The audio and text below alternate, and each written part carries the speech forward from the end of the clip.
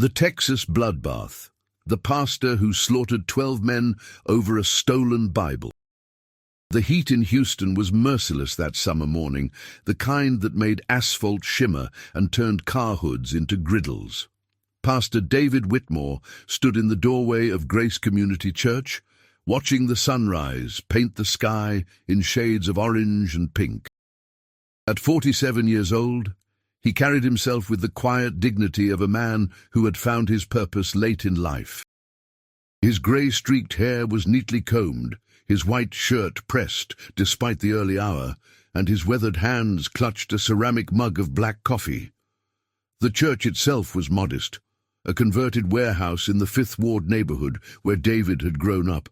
Wooden pews salvaged from a demolished church in Galveston lined the main hall, and the walls were painted a soft cream that caught the morning light. For 15 years, David had shepherded this small congregation through hurricanes, economic hardship, and the slow gentrification that threatened to price out the community he loved. The church was his life, and its centerpiece was a leather-bound Bible that had belonged to his grandfather, a circuit preacher who had traveled through Texas in the 1940s, spreading the gospel to anyone who would listen. That Bible sat in a glass case near the pulpit, its pages yellowed with age, margins filled with his grandfather's handwritten notes. It wasn't valuable in monetary terms, but to David it represented everything he believed in: faith, family, and the unbroken chain of devotion that connected him to something greater than himself. Before we continue with David's story, if you're enjoying this journey into the depths of human nature and the consequences of obsession, hit that subscribe button and drop a comment letting us know where you're watching from. Now, let's see how one man's faith became his downfall. David finished his coffee and walked back inside, his footsteps echoing in the empty sanctuary. Sunday service wasn't for another 5 hours, but he liked these quiet moments before the congregation arrived. He would review his sermon, straighten the hymnals, and pray for guidance. This Sunday's message was about forgiveness, about letting go of grudges and trusting in divine justice rather than human vengeance. The irony of what was about to unfold would haunt him forever. By 9 o'clock, the church began to fill.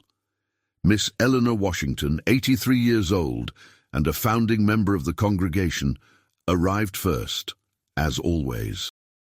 She wore her Sunday best, a purple dress with matching hat, and carried a basket of her famous pecan pralines to share after the service. Behind her came the Rodriguez family, Miguel and Carmen with their 3 children, then the Johnsons, the Carters, and about 40 others who called Grace Community their spiritual home. David greeted each person with genuine warmth, asking about sick relatives, congratulating recent graduates, and offering words of comfort to those struggling. This was more than a job to him. These people were his family, and this building was sacred ground. The service began at 10 o'clock sharp. The small choir, led by Terence Brown's powerful baritone, filled the space with hymns that made the rafters tremble. David delivered his sermon with passion, speaking about how hatred consumed the soul, how revenge was a poison that destroyed the vessel holding it. He spoke of turning the other cheek, of loving one's enemies, of the spiritual freedom that came from releasing anger. If he had known what was coming, would he have chosen different words? Would he have recognized the bitter irony of preaching forgiveness mere hours before committing the unforgivable? After the service, David stood at the door shaking hands as his congregation filed out into the blazing midday sun. The last to leave was Marcus Freeman, a 26-year-old man who had started attending services 3 months earlier. Marcus was tall and thin, with nervous eyes that never quite met David's gaze. He wore an oversized basketball jersey despite the heat, and his hands were always in his pockets. "Good sermon today, Pastor," Marcus said, his voice barely above a whisper. "Thank you, Marcus. Will we see you at Bible study Wednesday night?" "Yeah, maybe." Marcus shuffled his feet, looking past David into the empty church. "That's a real nice Bible you got up there, the old one in the case." "My grandfather's," David said with pride. "Been in my family nearly 80 years. Must be worth something." David's smile faltered slightly. "Its value isn't monetary, son. It's about legacy, about faith passed down through generations." Marcus nodded slowly, still not making eye contact. "Right. Legacy. I'll see you Wednesday, Pastor." David watched Marcus walk away, a small knot of unease forming in his stomach. He dismissed it as exhaustion and went back inside to clean up after the service. That evening, as the sun set over Houston, painting the sky in bruised purples and deep reds, David locked the church and headed home. His apartment was 10 minutes away, a small one-bedroom above a Vietnamese restaurant where the smell of pho and lemongrass seeped through the floorboards. It wasn't much, but David had never needed much. He spent his evenings reading, preparing sermons, and talking on the phone with members of his congregation who needed counsel. Monday morning arrived with the same brutal heat. David woke at 5:30, said his morning prayers, and drove to the church by 6:15. He had a meeting with the building inspector at 8 to discuss repairs needed on the roof, and he wanted time to prepare the paperwork. He unlocked the front door and immediately knew something was wrong. The air felt different, violated somehow. David's heart began to race as he walked toward the sanctuary. His footsteps seemed too loud in the unusual stillness. When he rounded the corner and saw the pulpit, his legs nearly gave out beneath him. The glass case was shattered, jagged shards scattered across the floor like diamonds. The Bible was gone. David stood frozen, unable to process what he was seeing. His hands trembled as he pulled out his phone and dialed 911. The dispatcher's calm voice seemed to come from very far away as David struggled to form coherent sentences. "My church. Someone broke in. They took my grandfather's Bible." Two uniformed officers arrived within 20 minutes. Officer Patricia Reeves, a 15-year veteran with the Houston Police Department, took notes while her partner, Officer James Chen, photographed the crime scene. David explained the Bible's sentimental value, showed them security camera footage from the exterior that captured a figure in dark clothing approaching the church around 3 in the morning, face obscured by a hood. "I have to be honest with you, Pastor Whitmore," Officer Reeves said gently. "Unless this Bible has significant monetary value, we're looking at a basic burglary. We'll file a report, dust for prints, but with our current caseload and given the nature of the item." "So you're not going to do anything?" David's voice was flat. "We'll investigate, but I want you to have realistic expectations.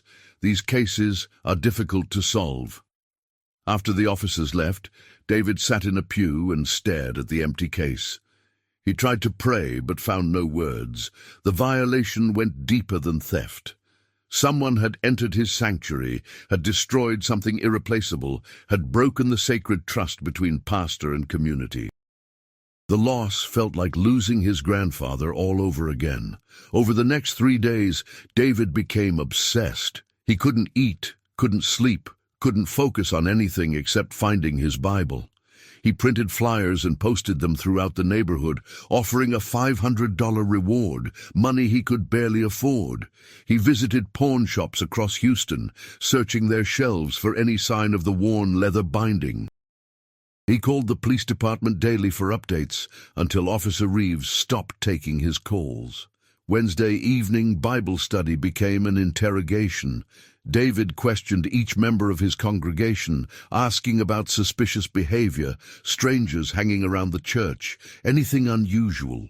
His paranoia alienated people who had supported him for years. Miss Eleanor Washington left in tears when David suggested she might have mentioned the Bible to the wrong person. The Rodriguez family stopped coming altogether after David accused Miguel of having connections to neighborhood criminals. Thursday morning, David received a call that changed everything. "Pastor Whitmore." This is Jamal from Quick Cash Pawn on MLK Boulevard. I think I might have your Bible. David's heart exploded in his chest. You have it? Don't sell it, I'm coming right now.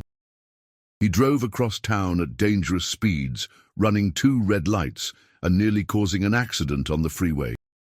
Quick Cash Pawn was in a rough neighborhood, its windows covered with iron bars, the parking lot populated by suspicious characters conducting business that had nothing to do with pawned items. Jamal was a heavy-set man in his 50s, wearing thick glasses that magnified his eyes.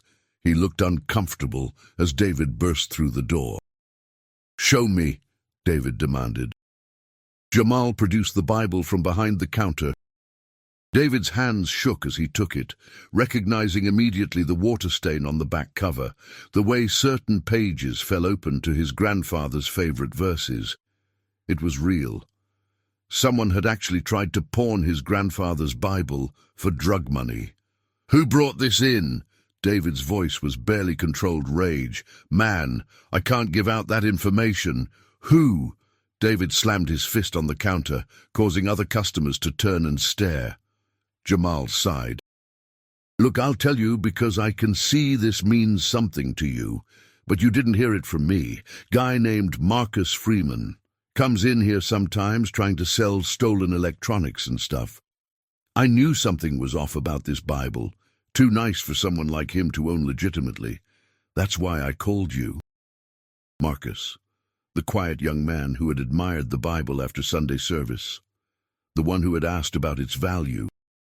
David felt something dark and primal unfold in his chest, something that had nothing to do with the message of forgiveness he had preached just days earlier.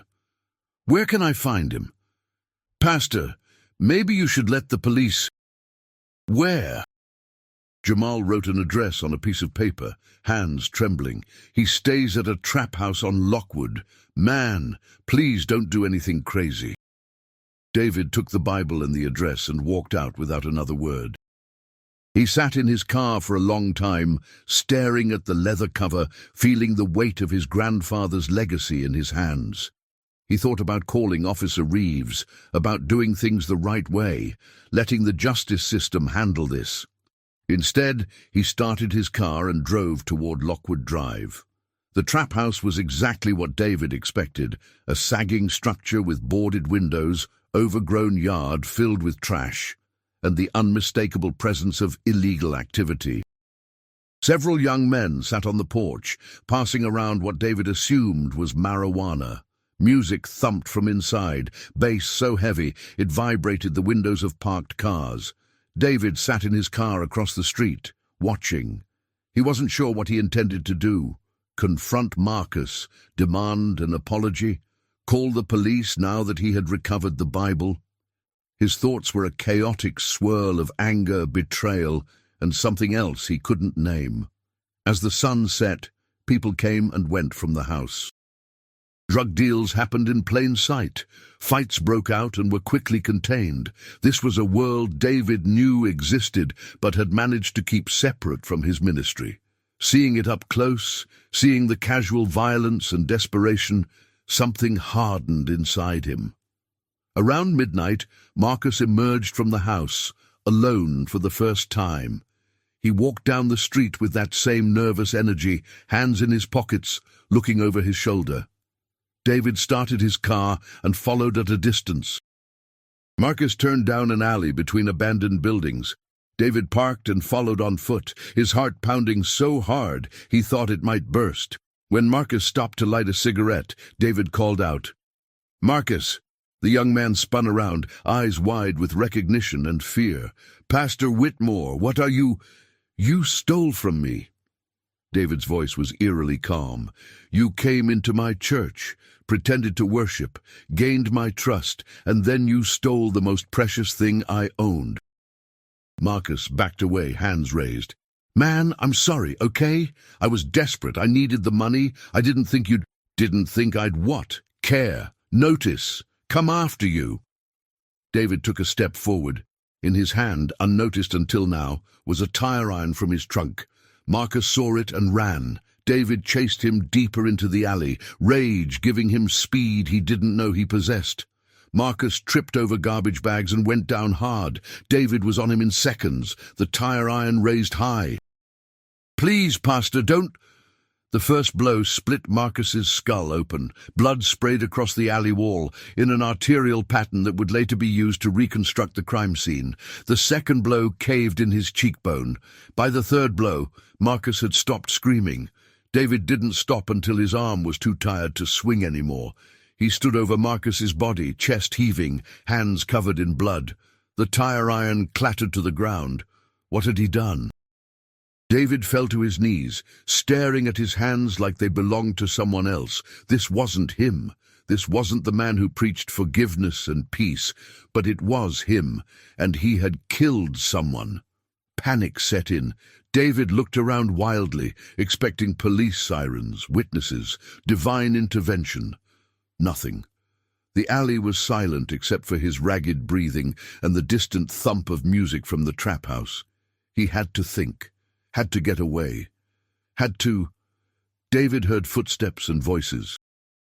Two men appeared at the mouth of the alley, silhouettes backlit by streetlights. They stopped when they saw the scene. "Yo, what the fuck?" One of them pulled out a phone. "I'm calling the cops." Something in David snapped. He picked up the tire iron and rushed them before they could react. The first man went down with a crushed windpipe. The second tried to run, but David was faster, fueled by adrenaline and terror. He caught him at the street corner and beat him until he stopped moving. 3 dead. 3 men whose names David didn't know, whose families would mourn them, whose lives he had ended because he couldn't control his rage. David stumbled back to his car, threw the tire iron in the trunk, and drove home in a daze. At his apartment, he stripped off his blood-soaked clothes and stood in the shower until the water ran cold. He scrubbed his skin raw, trying to wash away what he had done, but the stain went deeper than blood. When he finally looked at himself in the mirror, he didn't recognize the face staring back. The Houston Police Department discovered the 3 bodies the next morning. The crime scene was brutal, the violence excessive even by Houston's standards. Detectives immediately suspected gang activity or drug-related retaliation. They had no reason to connect these murders to a missing Bible or a respected pastor from the 5th Ward. David returned to the church Friday morning like nothing had happened. He led a prayer service for Marcus Freeman, whom he told the congregation had gone missing. He counseled grieving families. He prepared Sunday's sermon, all while the blood of 3 men stained his soul. But word travels fast in Houston's criminal underworld. The people at the trap house had seen Marcus talking to David after church. They had seen the pastor's car following him that night. And when 3 of their own turned up dead, they wanted answers. Saturday night, 4 men from the trap house came looking for David. They found him leaving the church around 9 o'clock, carrying his recovered Bible and a stack of hymnals for Sunday service. "You the pastor who was asking about Marcus?" The leader was a muscular man in his 30s with teardrop tattoos and cold eyes. David's blood turned to ice. "I don't know what you're talking about." "Don't play stupid. People saw you." "Saw your car. Now Marcus is missing and 3 of our boys are dead. You know anything about that?" David should have run, should have called the police, should have done anything except what he did next. He looked at these men, these criminals who represented everything wrong with the neighborhood, who sold poison to children and spread violence like a disease, and he made a decision. If he was already damned, if he had already crossed the line between righteousness and evil, then what did 4 more matter? "Marcus stole from me," David said quietly. "He violated my church. He deserved what he got." The leader laughed, a harsh sound without humor. "You crazy old man. You actually killed him over some book?" "Not just a book. My grandfather's—" David stopped, realizing how insane he sounded. The 4 men moved to surround him. David knew they intended to kill him. He could see it in their eyes, the casual violence of men for whom murder was just another Tuesday night activity. David dropped the hymnals and ran back into the church, slamming and locking the door behind him. The men pounded on it, shouting threats. David knew the door wouldn't hold long. He raced to his office where he kept a baseball bat for protection. It wasn't much, but it was something. The men broke through the front door with a thunderous crash.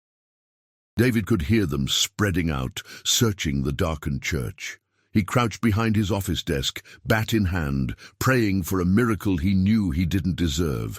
The first man who entered his office died quickly, the bat connecting with his temple before he could react. The second got a shot off with his pistol, the bullet embedding itself in the wall 6 inches from David's head.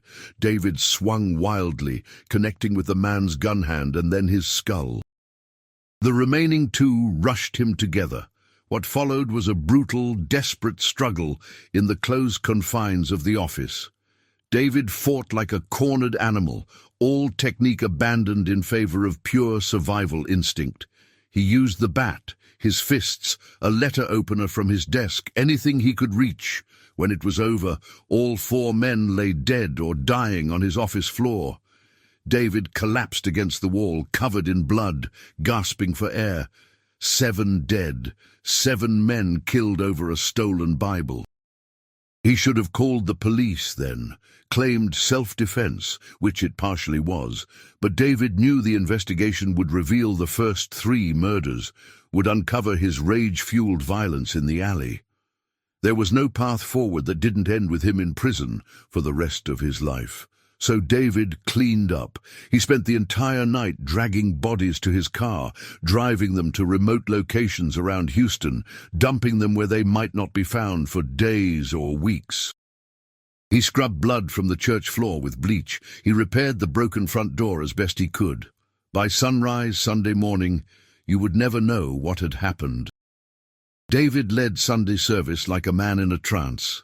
He preached about redemption, about the burden of sin, about the impossibility of washing clean a stained soul. His congregation noticed something different about him, a haunted quality in his eyes, but they attributed it to stress over the Bible theft. If only they had known. The Houston Police Department found the bodies of the 4 men from the trap house by Tuesday. Like the previous victims, the violence was excessive, personal. Detectives began to see a pattern, but the victims were known criminals with long rap sheets and plenty of enemies.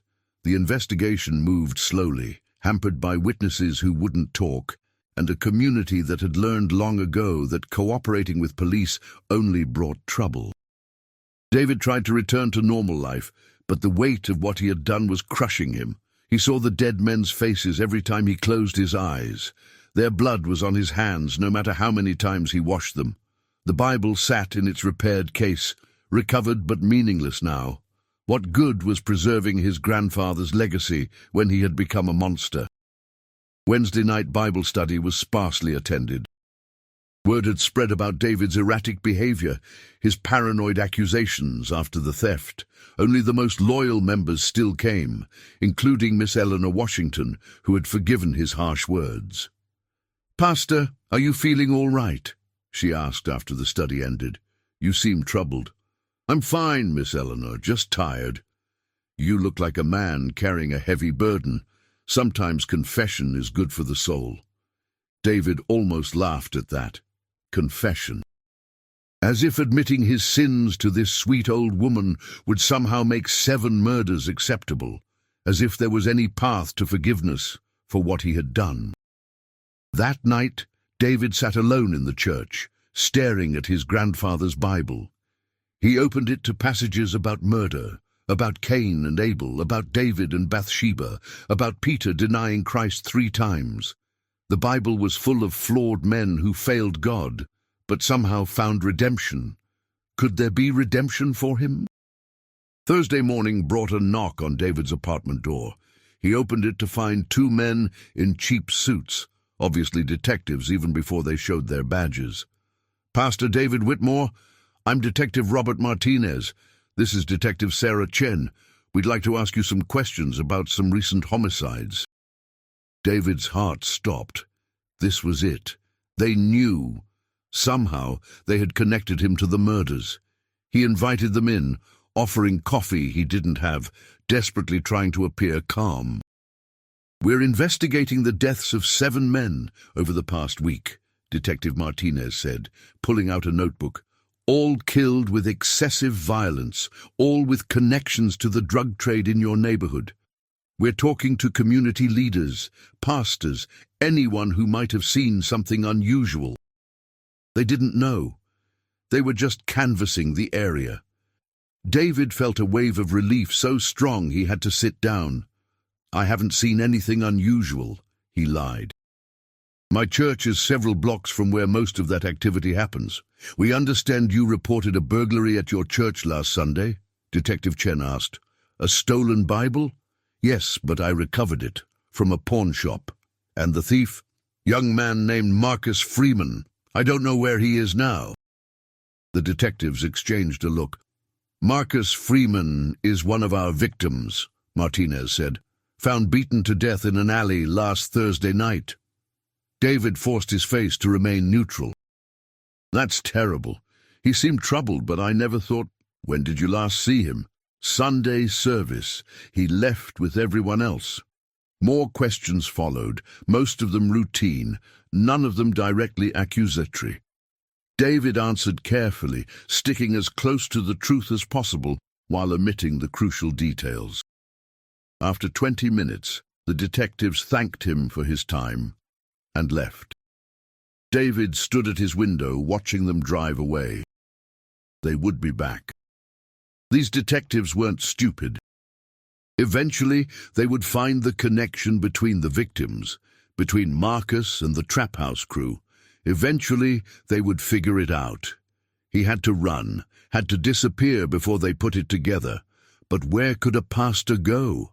He had no money, no resources for a new identity, no connections in the criminal world that could help him vanish. And more importantly, did he even want to escape? Part of him, the part that still believed in divine justice, wanted to be caught. Wanted to pay for what he had done. Friday evening, as David was locking up the church, he was approached by 3 more men. These weren't from the Trap House. They were older, harder, with the look of professional criminals rather than street dealers. "You David Whitmore?" The one who spoke had a scar running from his left eye to his jaw. "Who's asking?" "The people who owned that trap house you shot up. The people who lost money when you killed their workers. You got debts, Pastor. And we're here to collect." David's hand tightened on his keys. "I don't know what you're talking about." "Don't play dumb. Everyone on the street knows it was you. Knows you killed Marcus over some Bible, then killed everyone who came after you. You think you can do that without consequences?" The scarred man pulled out a knife. His companions flanked David, blocking any escape route. "We're going to make an example of you, Pastor. Show everyone what happens when you fuck with our business."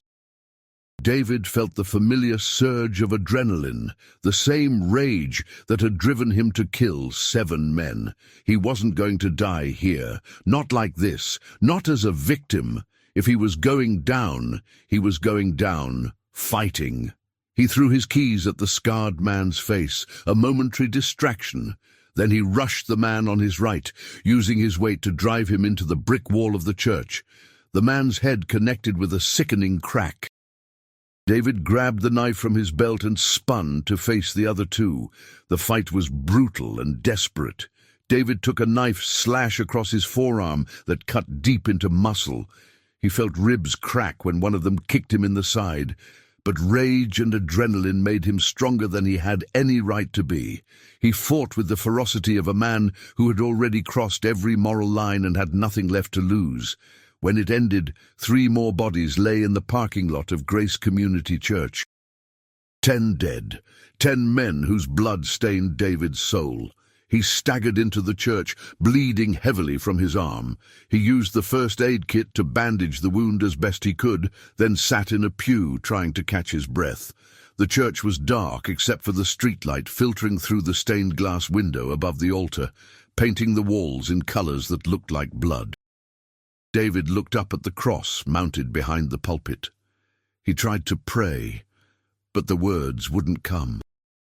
How could they? He had become exactly what he preached against. He had let rage consume him, had chosen vengeance over forgiveness, had murdered 10 human beings over a stolen Bible.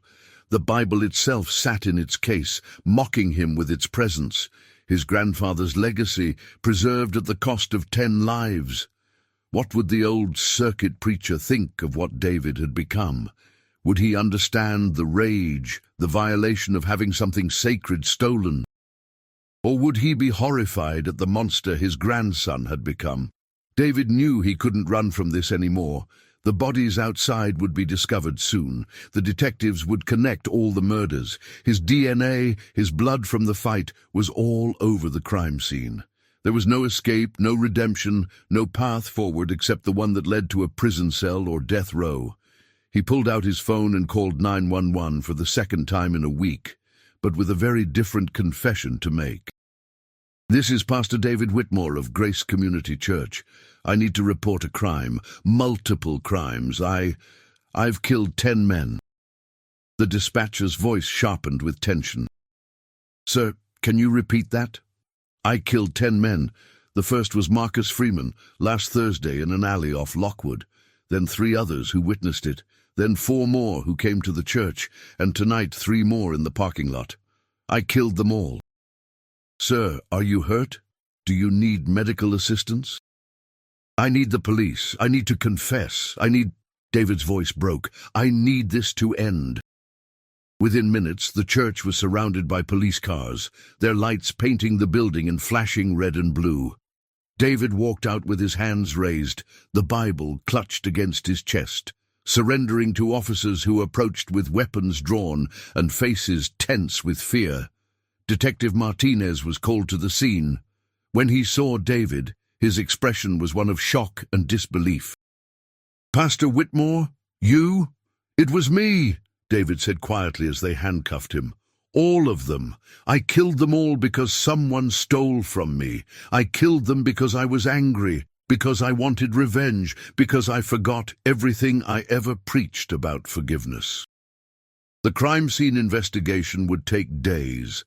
They found the 3 bodies in the parking lot, recovered evidence linking David to all 10 murders, documented the violence with photographs and measurements and forensic analysis. The story spread through Houston like wildfire. The pastor who went on a killing spree over a stolen Bible. Miss Eleanor Washington wept when she heard. The Rodriguez family couldn't believe it.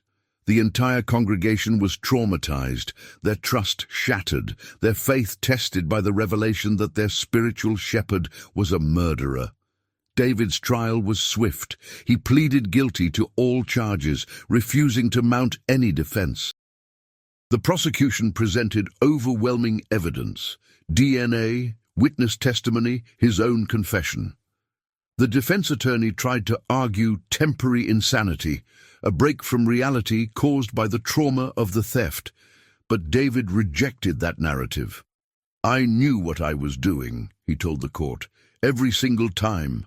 I chose violence over forgiveness. I chose rage over faith. I am guilty of everything they say I did. The judge sentenced him to 10 consecutive life sentences without possibility of parole. David accepted the verdict without emotion, knowing it was more mercy than he deserved. In prison, David found himself back where he started, preaching to people who had lost their way, counseling men who struggled with anger and violence, trying to guide others away from the path he himself had taken.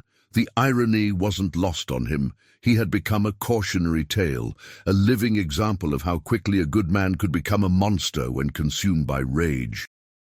But he also worked towards something resembling redemption. He read his grandfather's Bible daily, not for comfort, but for understanding. He studied the passages about forgiveness with new eyes, seeing now what his grandfather had tried to teach: that vengeance belonged to God alone, that human anger was a poison that destroyed everything it touched. David started a prison ministry, helping other inmates deal with their own demons. He couldn't bring back the 10 men he killed, couldn't undo the pain he caused their families, couldn't restore what he had destroyed. But he could try to prevent others from making the same mistakes, could use his story as a warning about the dangers of letting anger control your actions. 2 years into his sentence, David received a letter from Marcus Freeman's mother. He almost didn't open it, terrified of what she might say, what accusations she might level at him. But he owed her that much to read her words, to accept her pain. The letter was short. "Pastor Whitmore, I won't say I forgive you because I don't know if I can, but I want you to know that Marcus was sick with addiction. I tried everything to help him, but he kept making bad choices. What you did was wrong, horribly wrong, but Marcus wasn't innocent either. I hope you find some kind of peace, because neither of us will ever be the same." David cried for the first time since his arrest, the letter clutched in his hands. She was right. Nothing would ever be the same. The pastor who preached forgiveness had learned too late that some actions can't be forgiven, some wounds can't be healed, some sins are too heavy to ever put down. Grace Community Church closed 6 months after David's conviction. The building was sold to a development company and converted into condominiums. The congregation scattered to other churches, carrying with them the trauma of betrayal by someone they had trusted with their spiritual well-being. Miss Eleanor Washington passed away the following year. Some said from a broken heart, others said from old age. Either way, David knew he had contributed to her death. The story of the Texas pastor who killed 10 men over a stolen Bible became national news, a cautionary tale covered by true crime podcasts and documentaries. Criminologists studied David's case, trying to understand how a man dedicated to peace could commit such violence. Psychologists debated whether it was a psychotic break or simply the revelation of a darkness that had always existed beneath the surface. But David knew the truth was simpler and more terrifying. He was just a man who lost control. There was no grand explanation, no psychological disorder, no hidden trauma. He was someone who preached one thing and, when tested, did the opposite. He was someone who discovered that rage and righteousness could occupy the same space, that the line between good and evil was thinner than anyone wanted to believe. In his cell, David kept his grandfather's Bible. The police had eventually returned it to him, evidence that was no longer needed. He read it every day, not seeking answers, but simply remembering who he used to be, who his grandfather wanted him to be, who he might have remained if he had practiced what he preached. The Bible was still just a book, pages and ink and leather binding, but it represented something David had lost the day Marcus stole it. The belief that things could be fixed, that justice could be served without violence, that faith was enough to overcome human weakness. 10 men died because David believed a book was worth more than human lives. 10 families mourned because he couldn't let go of his anger. 10 souls departed this world because a pastor forgot the most basic teaching of the faith he claimed to follow: "Thou shalt not kill." On Sunday mornings, David could hear the prison chapel service through the ventilation system. Inmates sang hymns off-key. A volunteer preacher delivered a message of hope and redemption. David would close his eyes and remember standing at his own pulpit, remember the feeling of leading his congregation in worship, remember believing that he was a good man doing God's work. That man was gone, killed in an alley along with Marcus Freeman. What remained was someone who understood too late that the most important battles aren't fought in the streets, but in the human heart, that the most dangerous enemies aren't drug dealers or thieves, but our own unchecked rage. The Texas Bloodbath, as the media called it, wasn't really about violence or revenge. It was about the fragility of civilization, about how quickly the veneer of righteousness could crack to reveal something primal and ugly beneath. It was about a man who thought he was strong enough to control his anger, but discovered he was just as weak as everyone else. David Whitmore will die in prison, far from the church he built, far from the community he served, far from everything he once held sacred. His grandfather's Bible sits in his cell, a reminder of everything he lost and everything he destroyed. Some nights he reads it and weeps. Other nights he can't bear to open it at all. But he reads it day after day, year after year, searching for the answers he should have found before the rage consumed him, searching for the forgiveness he doesn't deserve but desperately needs. Searching for something that might make sense of the senseless violence, the wasted lives, the permanent stain on his soul. He never finds it. The Bible offers no easy answers for someone like him, no simple path to redemption for the unforgivable. But he keeps reading anyway, because it's all he has left, this leather-bound book that cost 10 human lives to recover. And in the darkness of his cell, surrounded by concrete and steel, David Whitmore finally understands what his grandfather tried to teach him all those years ago. Some things aren't worth fighting for, some battles can't be won, and sometimes the hardest part of faith is learning to let go. 5 years into his sentence, David Whitmore had settled into the rhythm of prison life with the resignation of a man who knew he would never leave. The Texas Department of Criminal Justice had placed him in the Huntsville unit, a maximum security facility about 70 miles north of Houston, where the state's most dangerous criminals were housed. His cell was 8 by 10 feet, containing a metal bunk, a stainless steel toilet, and a small desk bolted to the wall where his grandfather's Bible sat as both comfort and condemnation. The prison operated on a strict schedule that began at 5 in the morning with the clang of cell doors and the shouted commands of corrections officers. David had learned to wake before the official count, using those quiet minutes to pray and prepare himself for another day of existence in a place where violence simmered just beneath the surface of every interaction. He was older than most inmates, his hair now completely grey, his face lined with the weight of his crimes and the harsh realities of incarceration. His reputation had preceded him. The other inmates knew his story, knew about the pastor who had killed 10 men over a stolen Bible. Some respected him for it, seeing the violence as proof that he wasn't soft, despite his religious background. Others mocked him, calling him a hypocrite and a fraud. David accepted both reactions with the same quiet dignity he had once brought to his pulpit, understanding that he had earned every bit of scorn directed his way. The prison ministry he had started had grown slowly but steadily.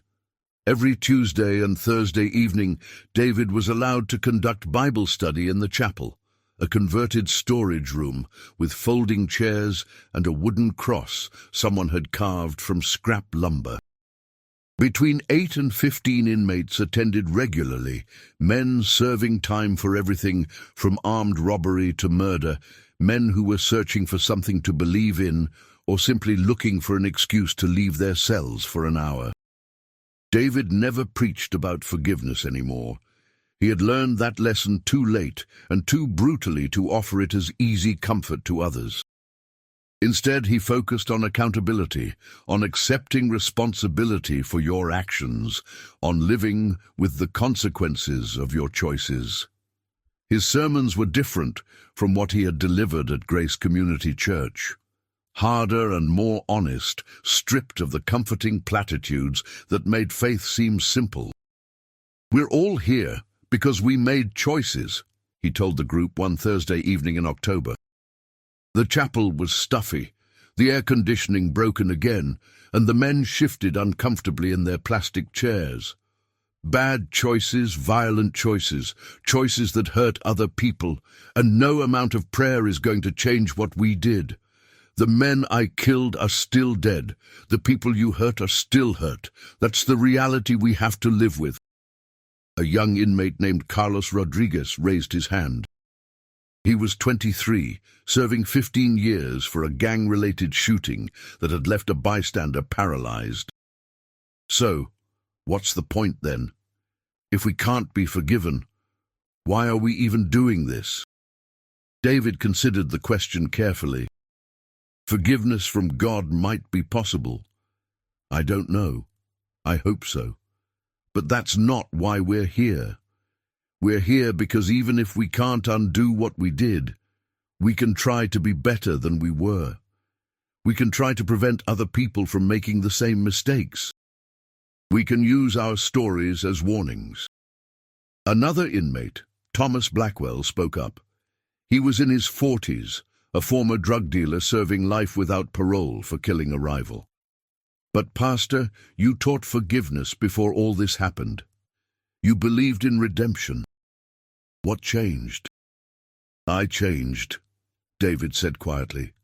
I learned that talking about forgiveness and actually practicing it are two very different things. I failed the test. When someone violated my church, stole something precious to me, I chose revenge instead of forgiveness.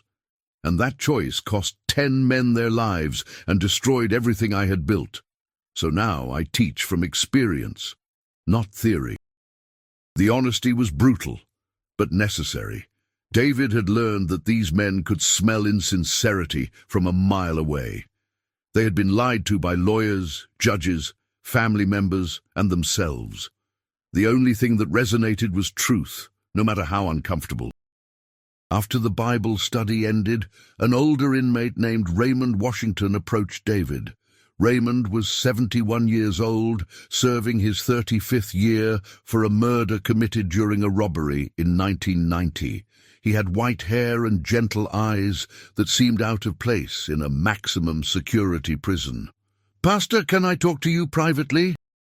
They walked to a corner of the chapel while the corrections officer watched from the doorway. Raymond's hands trembled slightly as he spoke, his voice barely above a whisper. "I got my parole hearing coming up next month. First time I've been eligible in 15 years. I'm scared, Pastor. Scared I'll get out and won't know how to live in the world anymore. Scared I'll mess up again. Scared nobody out there wants an old convict who killed someone before most people working today were even born." David felt a pang of envy, quickly followed by shame. Raymond had a chance at freedom, something David would never have. But he pushed his own feelings aside to focus on the man in front of him. "What are you going to tell the parole board?" David asked. "The truth, I guess. That I'm sorry for what I did. That I've changed. That I won't hurt nobody again." Raymond's voice cracked. "But how do I prove that? How do I make them believe me when I barely believe it myself?" "You don't," David said. "You can't prove you've changed. You can only show them who you are now and hope they see something worth releasing. But Raymond, if you do get out, you have to remember something important. Freedom isn't the same as forgiveness. You'll still carry what you did. The man you killed will still be dead. His family will still have a hole in their lives. Getting out of prison doesn't erase that." Raymond nodded slowly. "I know. I think about him every day." His name was Jerome Parker.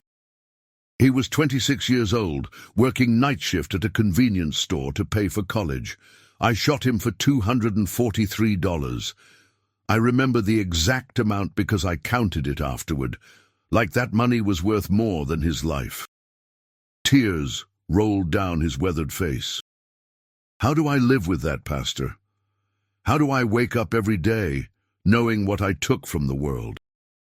David put a hand on Raymond's shoulder. "The same way I do, one day at a time. By trying to do something good to balance out the evil we caused, by helping other people avoid our mistakes.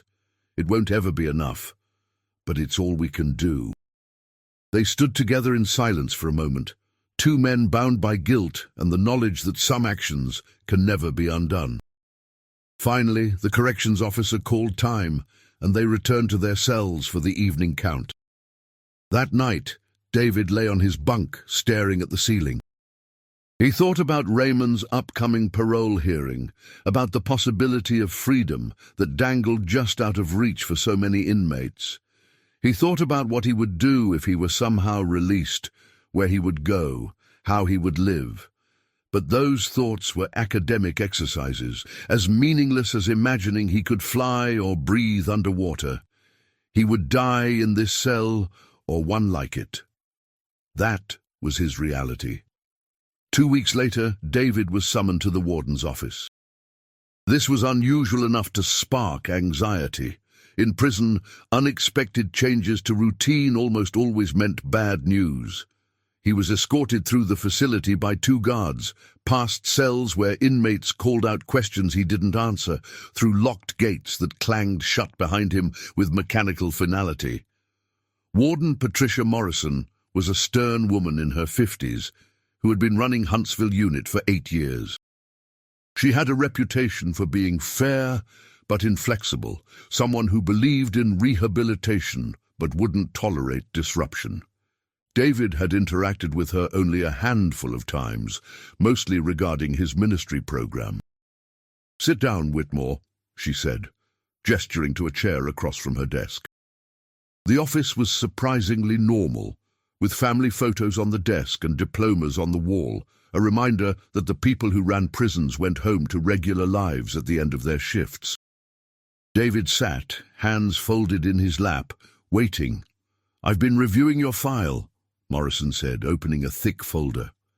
5 years in, no disciplinary infractions, actively participating in rehabilitation programs, running a ministry that other inmates find valuable.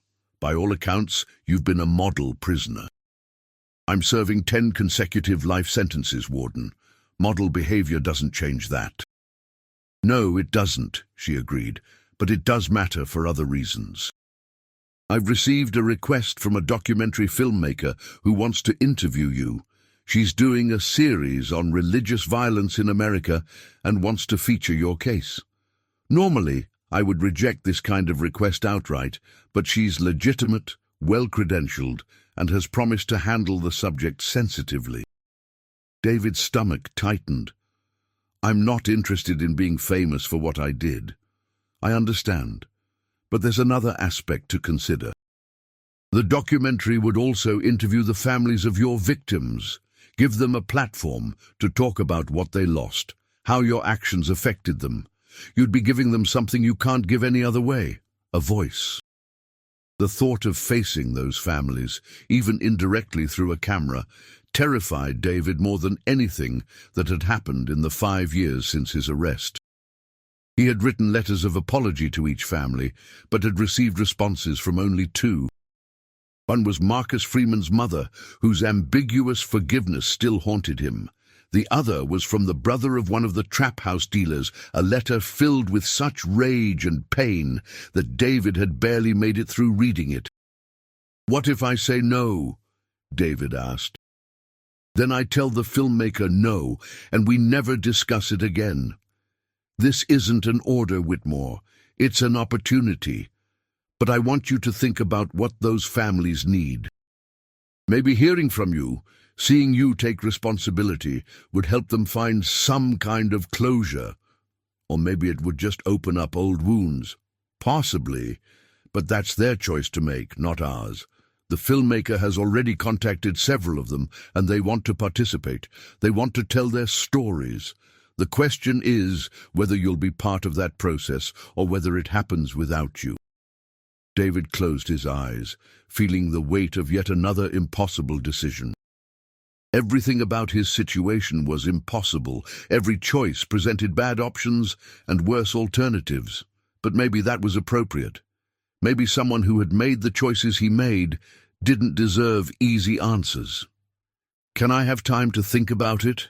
he asked. 2 weeks, then I need a decision." David returned to his cell and immediately pulled out his grandfather's Bible. He had developed a habit over the years of opening it at random when he needed guidance, letting his eyes fall on whatever passage appeared, searching for meaning in the ancient words. This time, the book fell open to Matthew 5:23-24. "Therefore, if you are offering your gift at the altar, and there remember that your brother or sister has something against you, leave your gift there in front of the altar. First go and be reconciled to them, then come and offer your gift." reconciliation. The passage seemed to speak directly to his situation, but David wasn't sure if it was divine guidance or just coincidence. How could he be reconciled with people whose loved ones he had murdered? What words could possibly bridge that gap? Over the next 2 weeks, David prayed constantly. He sought advice from Raymond, from other inmates he trusted, even from the prison chaplain, a Methodist minister named Reverend James Carroll, who conducted Sunday services. "The way I see it," Reverend Carroll said during one of their conversations, "you have 2 responsibilities. One is to the families, to give them whatever closure or peace your participation might provide. The other is to people who might be inspired by your story to choose violence themselves. If you tell your story honestly, if you show the consequences of letting rage control you, maybe someone watching will think twice before making the same mistakes." And if my story just makes me look like a monster, if it doesn't help anyone, then at least you tried. At least you faced what you did instead of hiding from it. David knew the Reverend was right. He had spent 5 years in prison accepting responsibility for his crimes in theory, but this would be different.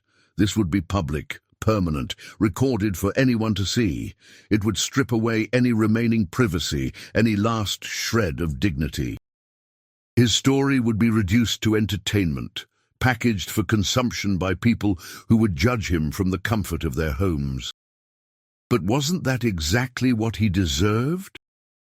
On the 14th day, David informed Warden Morrison that he would participate in the documentary. She nodded with something that might have been approval or simply acknowledgement, and made arrangements for the filming. 3 weeks later, a small film crew was escorted into the prison. The director was Dr. Sarah Chen, a documentary filmmaker and professor of media studies at the University of Texas. She was in her 40s, professional but not cold, and she spent an hour before filming just talking to David, establishing rapport, explaining her vision for the project. "I want to tell the truth," she said. "Not sensationalize, not judge, just present what happened and let viewers draw their own conclusions. But I also want to honor the victims, give their families space to grieve and to be angry if that's what they need. This isn't about making you sympathetic. It's about understanding how someone goes from being a respected pastor to committing mass murder." "I don't understand it myself," David admitted. "I've had 5 years to think about it, and I still can't fully explain how I let it happen." "Then that's what we'll explore." The interview lasted 4 hours. Sarah asked difficult questions, and David answered as honestly as he could, walking through every decision, every moment of rage, every choice that led to the deaths of 10 men. He talked about the violation he felt when his grandfather's Bible was stolen, about the way anger had consumed him, about the terrifying ease with which he had escalated from 1 murder to 10. "At any point did you think about stopping?" Sarah asked. "After the first 3, yes. I went home and stood in the shower and I knew I should turn myself in. But I was scared, and then when the next 4 came for me, it was self-defense, or that's what I told myself. But I could have run. I could have called the police before confronting them. I chose violence because some part of me wanted to keep fighting." "And the last 3? David was quiet for a long moment. "By then, I was already damned. I'd already crossed every line. 3 more didn't seem to matter. That's the most terrifying part, how quickly killing became easy, how quickly I stopped seeing them as people and just saw them as threats to eliminate." The interview was emotionally exhausting. When it finally ended, David felt hollowed out, as if Sarah had reached inside him and removed something essential. He returned to his cell and didn't leave for 2 days, except for mandatory counts and meals, refusing to attend his own Bible study sessions, unable to face anyone. Raymond visited during recreation period, sitting outside David's cell talking through the bars. "I heard you did the interview," Raymond said. "Must have been hard." "I described in detail how I murdered 10 people. Hard doesn't begin to cover it. But you did it. That takes courage. No, David said. Courage would have been controlling my anger in the first place. This is just consequences. My parole got denied, Raymond said after a moment of silence. They said I still posed a risk to public safety. Said I needed to show more evidence of rehabilitation. I'll be 76 before I can apply again. David felt a wave of sympathy for the old man. I'm sorry, Raymond. It's okay. I mean, it's not. But I understand. I killed someone. Why should I get to be free when Jerome Parker never will? Raymond's voice was thick with emotion. Maybe it's better this way. Maybe some of us aren't meant to leave. They sat together in silence, two old men in a place designed for punishment, not healing. Eventually, Raymond left, and David was alone again with his thoughts and his grandfather's Bible. 6 months later, the documentary premiered at the South by Southwest Film Festival in Austin. David didn't see it, of course, but Warden Morrison provided him with a summary and showed him some of the critical response. The film was titled The Price of Vengeance, the Pastor Who Killed 10, and it had received widespread attention for its unflinching examination of religious violence and the failure of anger management. But what affected David most were the segments featuring the victims' families. Sarah had interviewed 8 of the 10 families, and their pain was raw and undeniable. Marcus Freeman's mother spoke about her son's struggles with addiction, about how she had tried to save him but couldn't compete with the drugs and the streets. Pastor Whitmore took my son from me, she said, tears streaming down her face. But the drugs took him first. I'm angry at both. I don't know how to forgive either. The sister of one of the trap house dealers talked about her brother's potential, how he had been trying to leave gang life when he was killed. Everyone thinks they were just criminals, just drug dealers who deserved what they got. But my brother was trying to change. He had a job interview the next week. He was going to move away from Houston, start over. David Whitmore didn't just kill him, he killed his future. A mother spoke through sobs about her son, one of the men who had come to collect the debt and died in David's church office. He made mistakes, I know that, but he was still my baby, still my child. And this pastor, this man of God, beat him to death and then dumped his body like garbage. How do I forgive that? How do I ever be okay again? Reading these accounts second-hand broke something in David that had remained intact through 5 years of imprisonment. He had intellectually understood that he had destroyed families, had ruined lives beyond those he had taken, but seeing it articulated so clearly, so painfully, made it real in a way it hadn't been before. He stopped eating, stopped attending his own Bible study sessions, stopped reading his grandfather's Bible. He lay on his bunk staring at the ceiling, replaying the descriptions of those grieving families, understanding fully for the first time the magnitude of what he had done. Reverend Carroll visited after a week of this behavior, concerned about David's mental state. "You need to talk to someone," he said. "The psychologist, me, anyone. You're spiraling." "I should spiral," David said, his voice hollow. "Did you read what those families said? Did you see what I did to them?" "Yes, and it's terrible, but you already knew that." Knowing and feeling are different things. I knew I had hurt people, but hearing them describe their pain, seeing it laid out so clearly, I don't know how to carry this anymore. You carry it the same way you have been, one day at a time. But why? David sat up, and Reverend Carroll was shocked by how much he had deteriorated in just a week. He had lost weight, his eyes were sunken, his hands trembled. "Why should I keep going? What purpose does my existence serve? Those families would be better off if I was dead. Everyone would." "That's not true, and you know it. Your ministry has helped people. Raymond told me your Bible studies were the only thing that kept him from giving up after his parole was denied. Carlos Rodriguez said you helped him understand his own violence, helped him start processing what he did. You're doing good work here. Good work doesn't undo evil actions. No, it doesn't. But it matters anyway. David, you don't get to take the easy way out. You don't get to die and escape the consequences of what you did.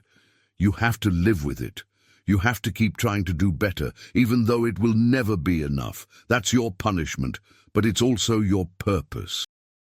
The words were harsh, but David needed to hear them. He had been indulging in self-pity, wallowing in guilt without channeling it into anything productive. Reverend Carroll was right. He didn't get to escape through death or madness. He had to keep living, keep trying, keep being a reminder of what happened when good intentions met unchecked rage. Slowly, over the next few weeks, David began to rebuild. He returned to his Bible study sessions, though they were different now, more somber and reflective. He started writing letters to the victims' families, not asking for forgiveness, but simply acknowledging their pain, validating their anger, and taking full responsibility for destroying their lives. Most letters went unanswered, which he expected, but a few responses trickled in. Some were angry, filled with hatred and wishes for his death. David accepted those without flinching. He deserved every word. But one letter came from the sister of one of the trap house dealers, the one who had talked in the documentary about her brother trying to change his life. "Pastor Whitmore," she wrote, "I'm not writing to forgive you because I can't and I won't. My brother is dead because of you, and nothing will ever make that okay. But I watched your interview in the documentary, and I saw that you understand what you did. You're not making excuses or trying to justify it. That doesn't change anything, but it's more than most people who hurt my family have ever given me. I hope you spend the rest of your life thinking about Darius, about the man he was trying to become. I hope it haunts you." It did haunt him. They all haunted him. 10 ghosts that lived in his cell, in his dreams, in every quiet moment when his mind had nothing else to occupy it. But he learned to live with them, to accept their presence as part of his punishment and his purpose. The documentary had an unexpected impact beyond just the emotional toll on David. Several criminologists and psychologists reached out to study his case, trying to understand the psychological mechanisms that allowed someone to escalate from moral authority to mass murderer so quickly. David agreed to participate in interviews and psychological evaluations, hoping that something useful might come from his catastrophic failure. One psychologist, Dr. Lisa Yamamoto from Rice University, spent months interviewing David and analyzing his case. Her eventual paper, published in the Journal of Criminal Psychology, identified what she called righteous rage syndrome, a pattern where individuals in positions of moral authority experience such intense violation that their anger overrides their ethical frameworks entirely. "What makes David Whitmore's case unique," she wrote, "is not the violence itself, but the speed of escalation and the subject's inability to recognize his own hypocrisy. He preached forgiveness while being incapable of practicing it. This suggests that for some individuals, moral teaching exists on an intellectual level, but hasn't been integrated into their emotional responses. When faced with personal violation, the intellectual framework collapsed immediately." David read the paper and recognized himself in the clinical descriptions, even though they stripped away the humanity and reduced his crimes to psychological patterns. Maybe that was appropriate. Maybe what he had done was less about individual choice and more about fundamental flaws in human psychology, the fragile barrier between civilization and violence. But he also rejected the implication that he wasn't responsible. Psychology might explain why he did what he did, but it didn't excuse it. He had chosen violence 10 separate times. He could have stopped after the first murder, after the first 3, even after the first 7. Each death represented a choice, and he owned all of them. Years continued to pass. David's hair turned completely white. His hands developed arthritis that made holding his grandfather's Bible painful. New inmates arrived and old ones died or were released. The prison changed wardens. Reverend Carroll retired and was replaced by a younger chaplain who didn't understand why David's Bible study was so different from traditional prison ministry. But through it all, David kept going. He woke up every morning, read his grandfather's Bible, and tried to do something that might balance the cosmic scales just a fraction of a percent. He knew it would never be enough. Knew that 10 murders couldn't be undone by 1,000 good deeds. But he tried anyway because the alternative was giving up, and he had learned that he didn't get that option. Raymond Washington died in his sleep at age 76, having never been released despite 5 parole hearings. David conducted a small memorial service in the prison chapel, talking about Raymond's journey toward redemption, about how he had spent 35 years trying to become someone worthy of freedom, even though that freedom never came. Raymond carried his guilt every day, David told the assembled inmates. He never forgot Jerome Parker, the man he killed, and that guilt was both his burden and his salvation. It kept him human in a place designed to dehumanize. It kept him connected to the consequences of his actions when it would have been easier to forget. That's what we all have to do. Carry our guilt, use it as motivation to be better, and never, ever forget what we took from the world. After the service, Carlos Rodriguez, now 30 years old and nearing the end of his sentence, approached David. "Pastor, I'm getting out in 3 months. I'm scared I'm going to mess up, going to fall back into old patterns. How do I make sure I don't become like you? No offense." "None taken. You make sure by never thinking you're above it. I thought I was strong enough to control my anger because I was a pastor, because I preached about forgiveness and peace. That arrogance is what killed 10 men, so you stay humble. You remember every day that you're capable of violence, that rage is always there under the surface, and you build structures in your life that prevent you from acting on it. Therapy, support groups, people who will call you out when you start slipping. You don't trust yourself to be good. You make being good a daily practice, not an assumption." Carlos nodded slowly. "That's harder than I thought it would be. Everything worth doing is hard. If it was easy, everyone would do it." 3 months later, Carlos was released. David never heard from him again, didn't know if his advice had helped or if Carlos had ended up back in prison like so many others. But he hoped, he prayed, he wanted desperately for at least one person to learn from his mistakes and break the cycle of violence. As David entered his 10th year of incarceration, he received word that Grace Community Church's building was being demolished. The condominiums had failed financially, and the property had been sold again to make way for a mixed-use development. The last physical reminder of his ministry, of who he had been before rage consumed him, was being erased from Houston. He felt nothing about this news. The church had died the day he committed his first murder. The building had just taken longer to catch up with reality. But what did affect him was a letter that arrived the same week. It was from Miss Eleanor Washington's granddaughter, someone David had never met. She wrote that her grandmother had left specific instructions in her will that David should know something. "Grandma Eleanor never stopped praying for you," the letter read.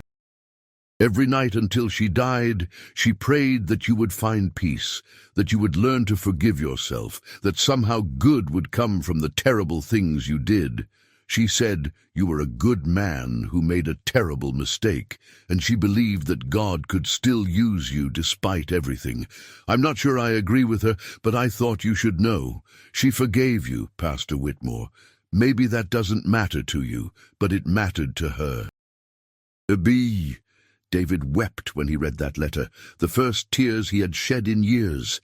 Miss Eleanor, sweet Miss Eleanor, who had brought pecan pralines to church and worn her purple dress and hat, had forgiven him. She had prayed for him every night despite what he had done, despite how he had betrayed her trust. He didn't deserve her forgiveness, didn't deserve her prayers, but she had given them anyway, because that's who she was. And in that moment, David understood something about grace that he had preached for years without truly comprehending. It wasn't about deserving. It was about receiving something precious and unearned, and trying to honor it with how you lived afterward. David couldn't undo his crimes, couldn't bring back the 10 men he had killed, or heal the families he had destroyed. But he could try to live in a way that honored Miss Eleanor's faith in him, that justified her prayers, even though he would never truly be worthy of them.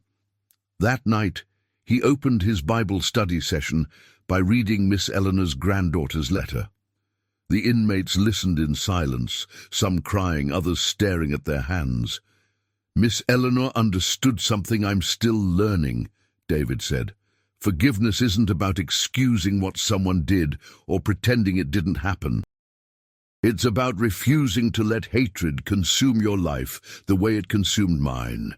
She forgave me not because I earned it, but because she chose not to carry the weight of my sins on top of her own burdens. That's what real faith looks like, not the version I preached before, where everything works out and good people are rewarded. The real version, where you choose love and forgiveness even when it hurts, even when it doesn't make sense, even when the person doesn't deserve it." He paused, looking at the faces of men who had committed their own terrible acts, who carried their own guilt and shame. "We're all in here because we chose hatred, chose violence, chose revenge. And we're going to be carrying those choices for the rest of our lives, but we can also choose something else now. We can choose to be people who honor the mercy we've been given, even though we don't deserve it. We can choose to break the cycle instead of continuing it." The words were as much for himself as for them. David was still learning, still struggling, still failing daily to live up to the ideals he preached.